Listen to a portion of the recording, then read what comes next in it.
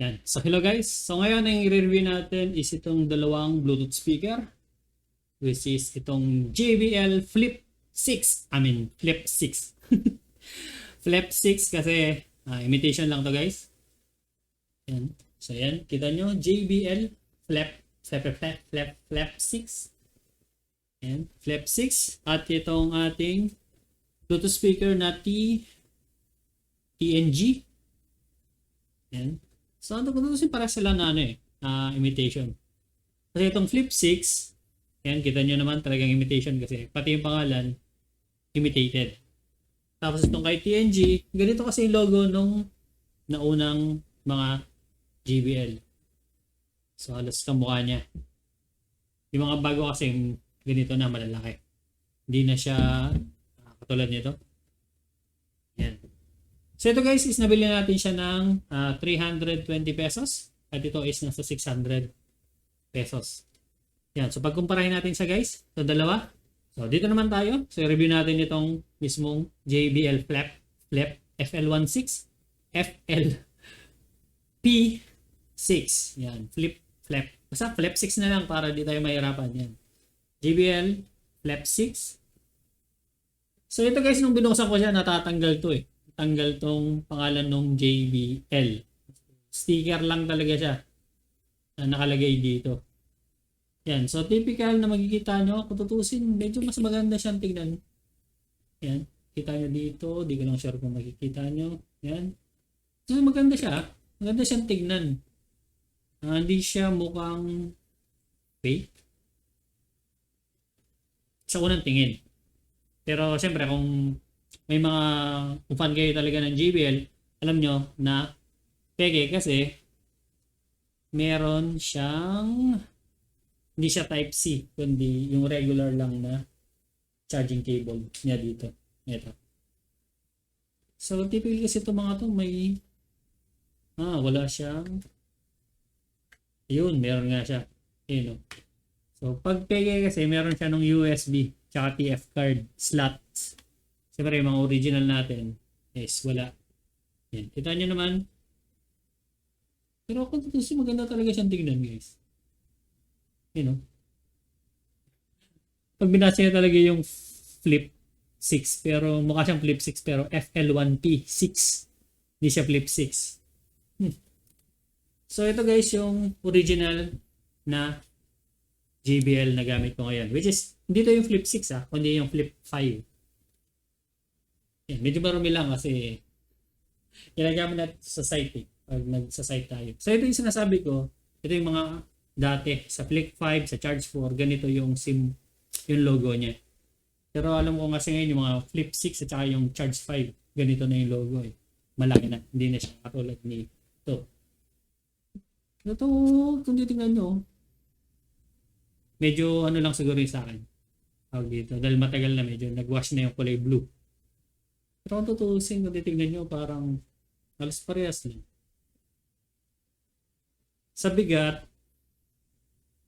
ng konti yung dito sa Flip 5 na original kesa dito kay Flip 6. Flip 6 talaga yun.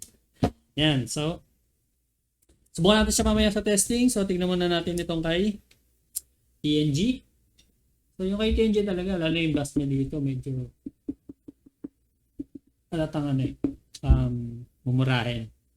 So, naka-on pa pala to. Patayin muna natin. Chugudum! So, yung typical na sounds. Yan, so ito yung kanyang pinaka-front. Kanyang TNG. So, maganda rin naman yung kanyang feel. Pel. Pero mukha talaga sa chip.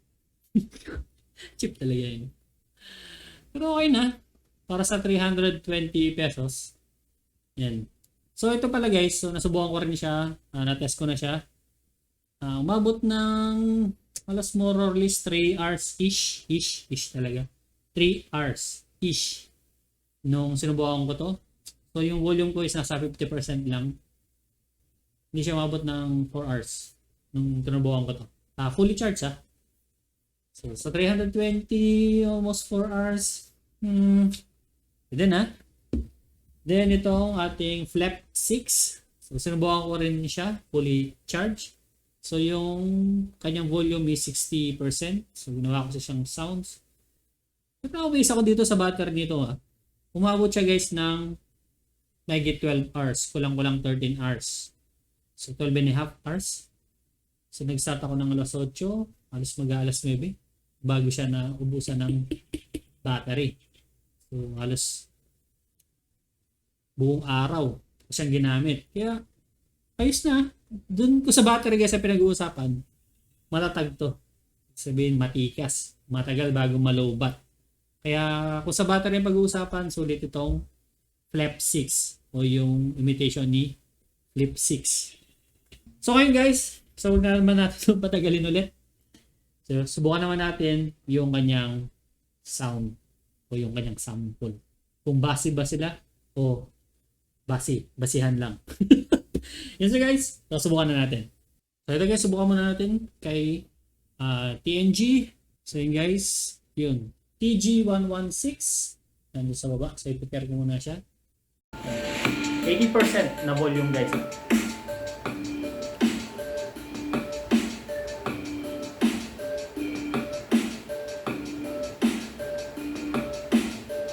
So sagad natin sa 100%.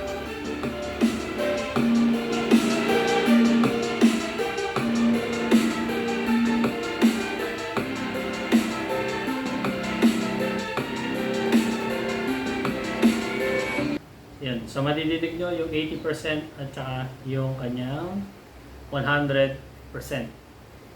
So kung tutusin, medyo mahina siya para sa akin. Yung bass, yung bass, bass. Yun. Pati yung speaker hindi siya ganun kalakas. Yan. So susunod natin, ito ang ating JBL Flip 6.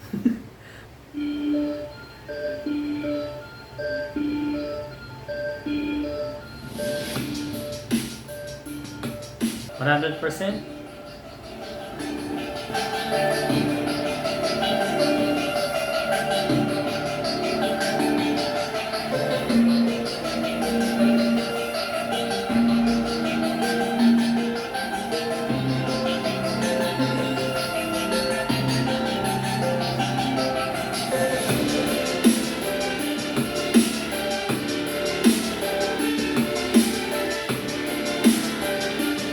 So yun yung ating 80 at 100% na sample nitong ating JBL Flip 6.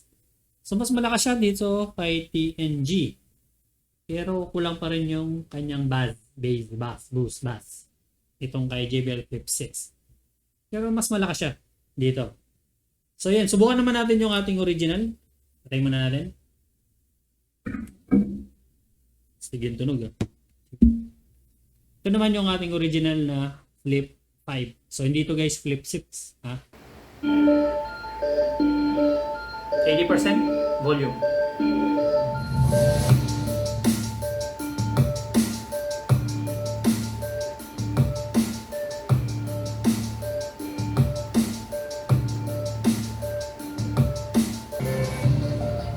So, ilagay natin siya sa 100%.